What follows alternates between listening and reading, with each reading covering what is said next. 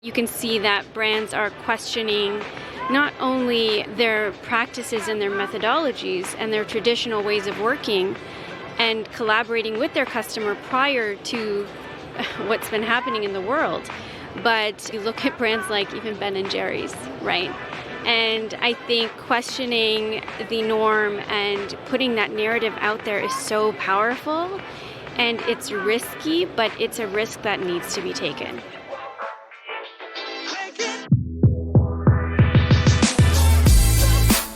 You're listening to Retail Remix, your inside access to candid conversations with the people shaping retail's future. Here's your host, Alicia Esposito. What does it mean to be an inclusive brand? Nowadays, it's not just about marketing, it's not just about messaging, and it's not just about expanding your pool of models for your next big photo shoot. To be an inclusive brand and retailer, you really need to take a close look at the foundation of what your business stands for. And that foundation should guide everything. Of course, the marketing, of course, the customer engagement, but most notably, the product development. For today's episode, we're bringing back a conversation from Retail X that I had with Lisa Amlani of Retail Strategy Group. And Lisa is amazing because not only is she extremely opinionated about what brands and retailers need to do to be successful today, but she also has firsthand experience. She has deep roots in not just retail, but in merchandising and product development. So I was especially thrilled to sit down with her, pick her brain, and really get to the root of the big issues that are happening in apparel, and other areas of retail today.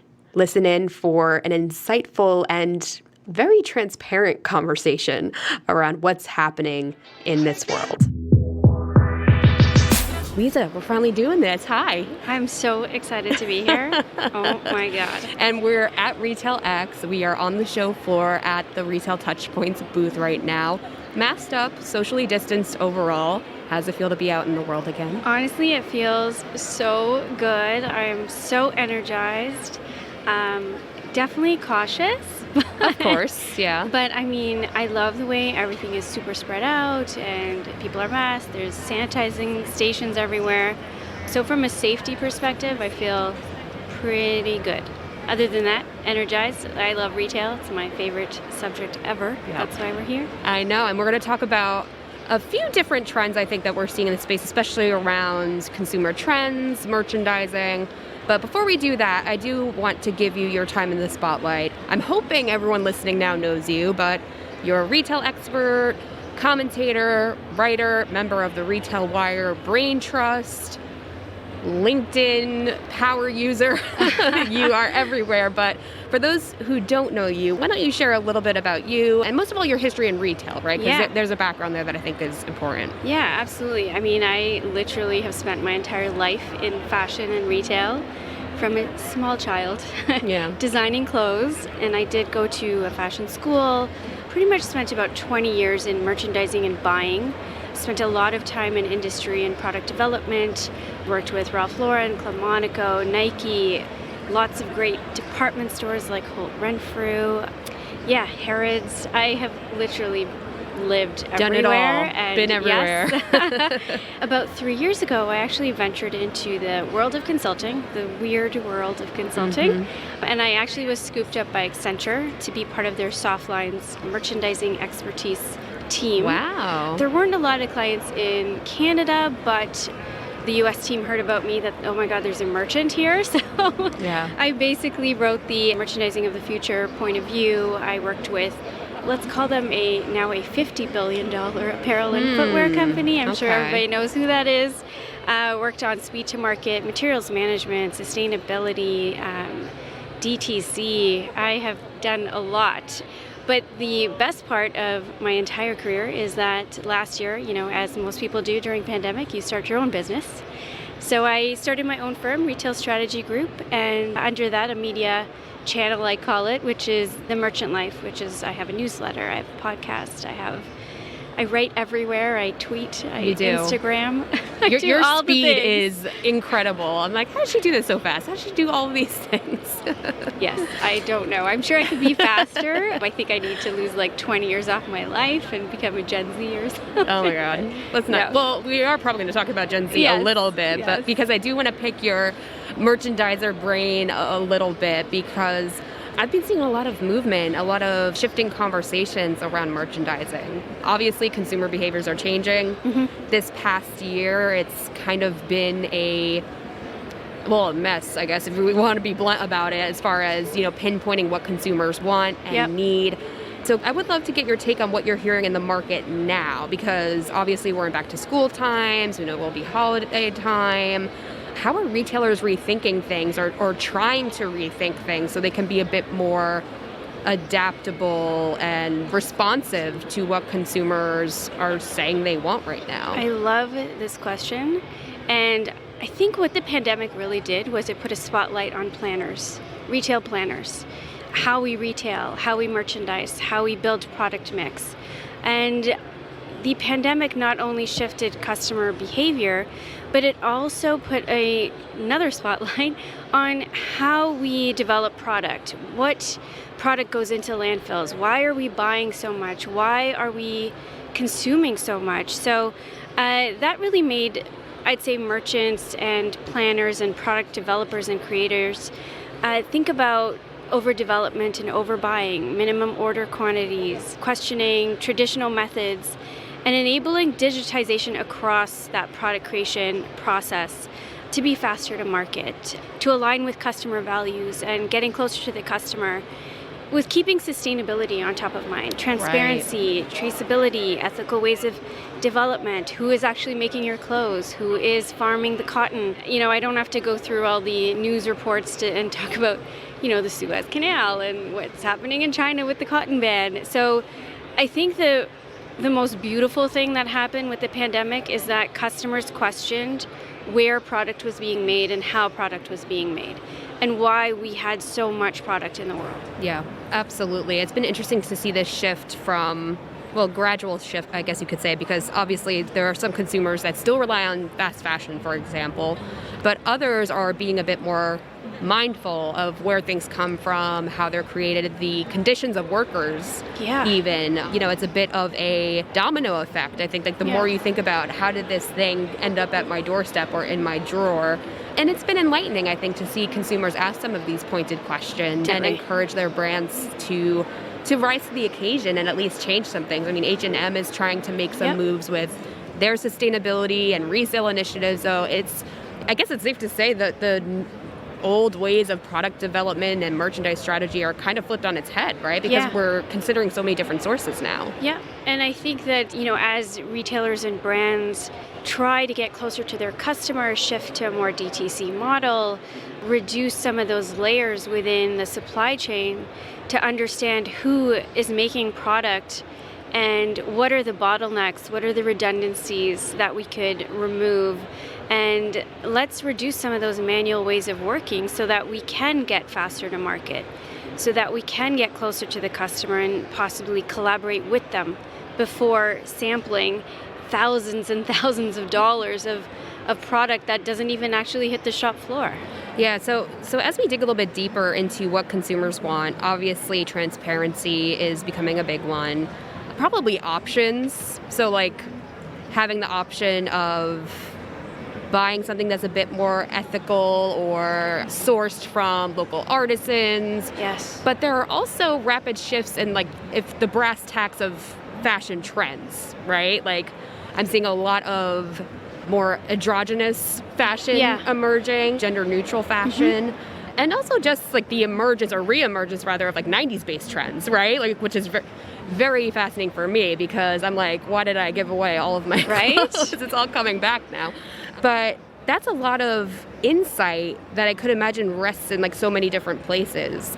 So I guess my question for you is around where all of these insights currently are. Where do planners need to be and designers need to be to ensure that they're positioning their product or developing their product in the right way? I think it really comes down to let's get the right data first.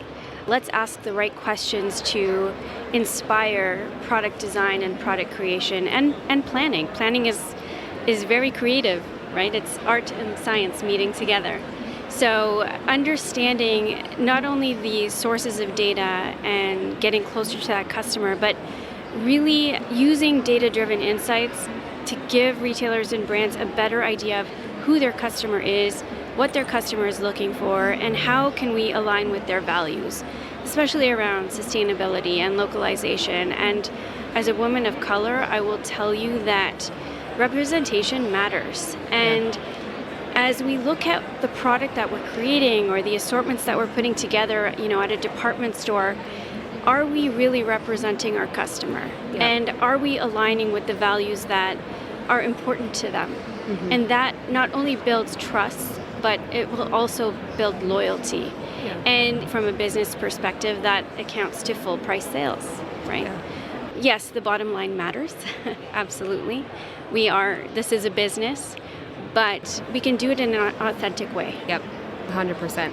I'm glad you brought up the brand partnerships because we've been keeping an eye on organizations like the 15% Pledge, even just the standalone initiatives that brands are doing. I think Ulta has done a very good job of integrating more diverse product sets, partnering with up-and-coming brands, independent brands, and Good Market as well. That's more of like a charitable giving / mission-based retail lens. But Vera Bradley, the parent company, wanted to curate companies that were very small, didn't know how to scale, and they did this Good Market concept to give these companies not just space on the shelf, but resources. Like people from their team are helping them with social strategy and marketing and business guidance.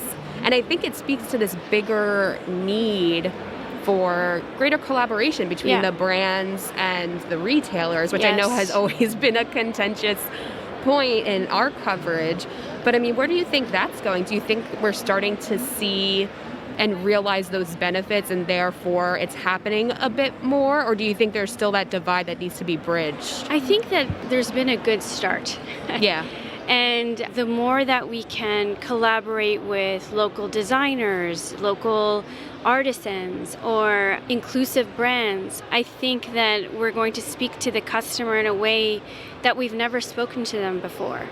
I think that Nordstrom does a great job with that as well. So does Sephora. I think the beauty industry, I feel like, leaps and bounds ahead of apparel. Right. That's interesting. Right? Interesting to look at it from a vertical perspective, beauty compared to even CPG, right? You can see that brands are questioning not only their practices and their methodologies and their traditional ways of working and collaborating with their customer prior to what's been happening in the world. But you look at brands like even Ben & Jerry's, right? Yep. Mm-hmm. And I think questioning the norm and putting that narrative out there is so powerful. And it's risky, but it's a risk that needs to be taken. Yeah, 100%.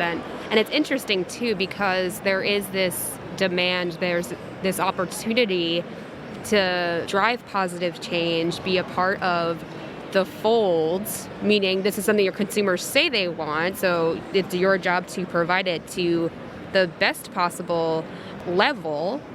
But then at the same time, it's like, well, consumers want more and they want faster and they want it all the time. So is there a way to strike that balance? Or do you think we're at this point where we just have to pick which lane we want to be in and focus on doing it right? I think it really comes down to being as authentic as possible. And that doesn't mean that you need to adhere to traditional fashion seasons or sizing. For example, let's talk about Old Navy this week. Great move for Old Navy, considering what was happening last year where brands were removing extended sizing, plus and petite.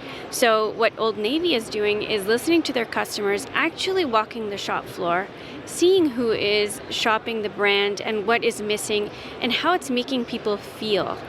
And that just brings that emotional value and just feeling back into shopping. Shopping should be fun. Yeah. It should be inclusive. And yes, we used to talk about retail therapy back in the day. I haven't heard that in a long time. But I mean, there's something to be said about even going shopping as a family or going shopping with your friends and seeing that, you know what, all your friends can shop in the same store and everyone can fit into the same style of jeans or whatever the case is. I think that's a beautiful, beautiful thing. And as a person who just loves retail, I will tell you that this move is beautiful and brilliant on their part. And I want more brands to get on board. And I don't know if you read some of the comments on Retail Wire about this story. And this is one of the reasons that I put my voice out there as a woman of color, as a former merchant, because I understand how sizing is just such a gong show. Oh my gosh. Yeah. And the fact that Old Navy is even doing this, I think, is just awesome from a product development perspective. But you see some of the comments out there and they question, oh, but what about this? And what about men's sizing? And this is inclusive of men and women. Let's make that clear. But it's not about picking a lane. It's about let's include everybody that is shopping in our store. And now, a word from our sponsor. Retail is embarking on a new digital-driven era. What new opportunities await for your business? What new ideas are just waiting to be discovered? You can find it all at the 2021 Retail Innovation Conference. We're going digital again. For 2 jam-packed days of tactical sessions, thought-provoking discussions, and AI-powered matchmaking and mentoring sessions with some of retail's brightest minds. Join executives from Neiman Marcus, Adore Me, and Crate & Barrel for one of the industry's top events on all things innovation. Register for free. Yeah, you heard that right. At retailinnovationconference.com. That's retailinnovationconference.com. I remember back in the 90s, there was this store, oh my God, was it 357 or 579? But it was literally like they only carried those sizes. Oh. And like that was like their whole like thing. It was juniors, obviously. But I remember being like, oh, like I can't what shop store there. you're talking about. Yes. You remember? Yes. And like it seemed like back in the 90s, it was all about like, and like, listen, we all need to create something for our customer. And I understand that that's just the nature of good business.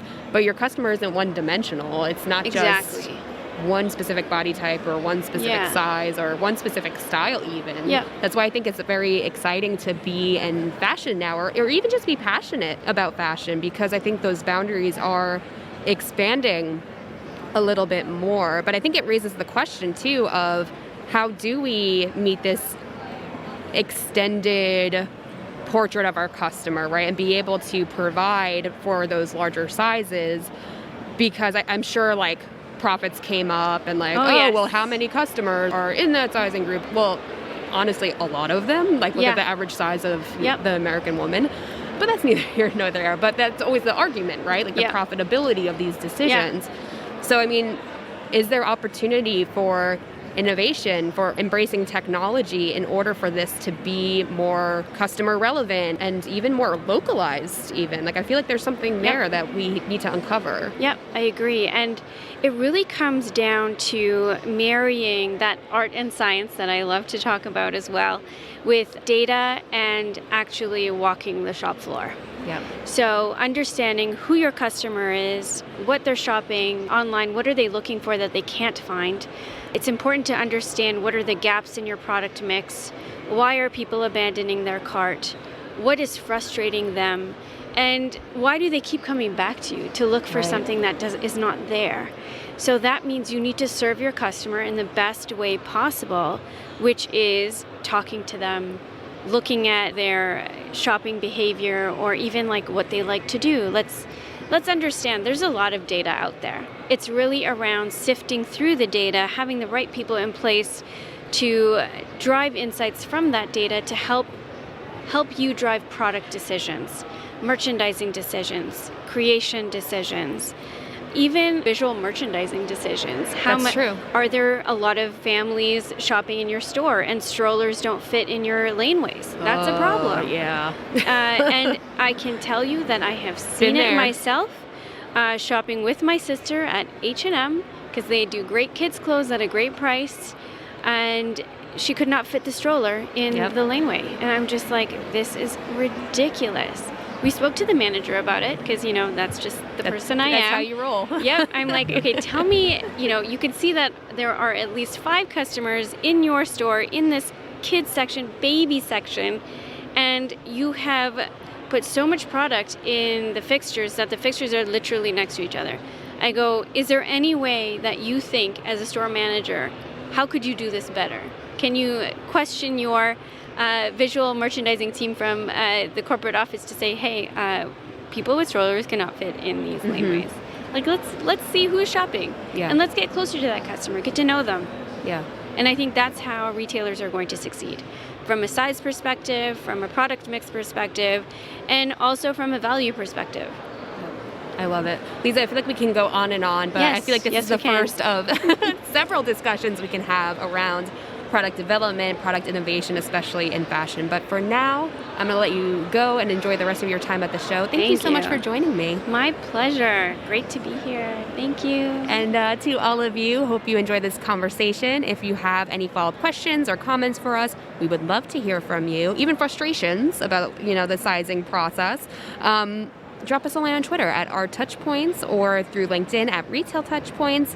And if you like what you heard, leave us a review. Your reviews are what get us spotlighted in recommended podcasts. It's what gets the word out so we can get better guests. The cycle goes on. So again, leave us a review and share your voice. Thanks, everyone. We'll see you next time.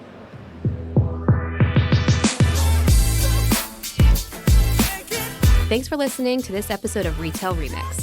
Be sure to subscribe so you never miss an episode. You can find us on your favorite podcast player. Until next time, keep mixing it up.